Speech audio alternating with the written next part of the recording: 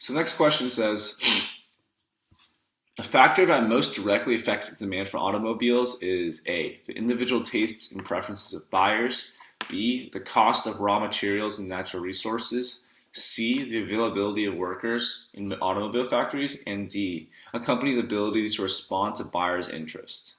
And so what we're looking for here is basically matching one of these answer choices up with what we know are determinants of demand. So something that is going to affect or cause the demand curve to shift in either direction, right?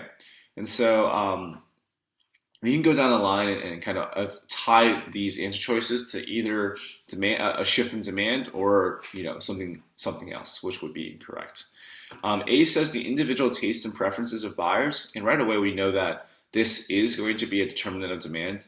If the taste and preferences of buyers are going to change so that they favor the consumption of certain good, like a fad, for example, then that's going to shift the entire demand curve to the right.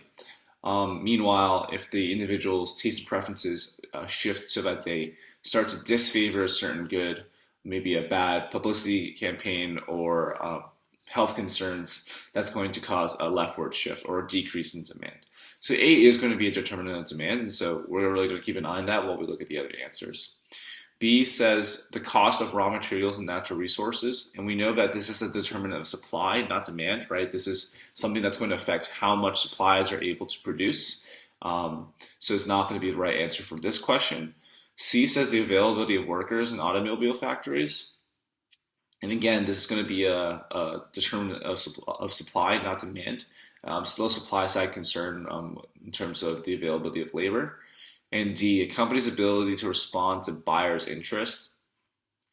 And so this is, again, not something that we normally think of as a determinant of demand. And it has more to do with marketing or kind of more business-oriented things than that in economics. We don't really think of outreach as a important determinant of demand. Normally we think of things like individual tastes and preferences of buyers, or a change in income or a change in population. And so those are things that we look for market demand, and that's why A is going to be the right answer here. So let's take a look at some of the previous tutor's answers. The previous tutor said, in economics, demand is the quantity that consumers willing to purchase at a particular price level and at a particular point in time. The demand for a good is get affected by a lot of factors, such as the price of the commodity, price of a related commodity, the income of the consumer, taste and preferences, etc. Here, the factors other than price is also known as the other factors affecting demand. To affect the demand for automobiles, the individual tastes and preferences of buyers is a factor that most directly affects it because they all are costly, and it depends on the taste of consumers to choose about the company, model, design, etc. Therefore, option A is the correct option. So I think there's some minor grammatical issues here. Additionally, we're just going to go over why the other answer choices are wrong. I think the previous tutor's answer does give a good breakdown of why A is right, but we can say additionally B and C are both determinants of supply rather than demand. D is not recognized as an important as a determinant of demand.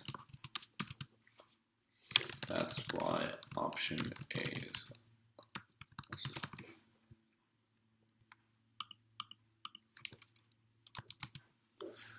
Yeah, and so kind of an addendum to that previous answer, talking about why the other answers are not going to be able to be chosen as the correct answer. And other than that, though, the previous tutor also got the right answer, so we're going to mark that solution as correct.